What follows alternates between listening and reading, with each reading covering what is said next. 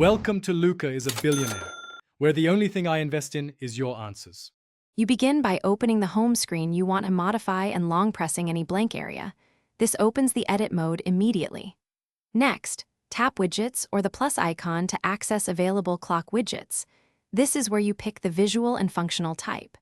Choose the widget size that fits your grid, for example 1x1 for compact or 4x2 for a large display.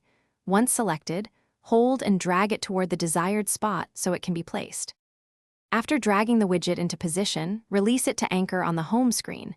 If it bumps other icons, move those first so it sits cleanly. Once placed, tap the clock to open configuration options. Set 12/24-hour format, choose time zone, pick analog or digital face, and adjust label text if available. These choices determine readability and function. If the widget supports resizing, long press and use the handles to fine-tune width. Finish by confirming any remaining options and exiting edit mode, so the widget settings are saved and visible. If the clock displays the wrong time, make sure your device time and time zone are set to automatic or manually correct them. Mismatch settings are the most common cause.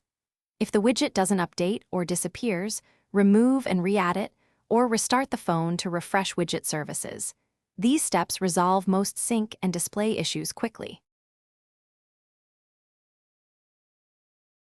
Thanks for watching and please subscribe. It's the best investment you'll ever make.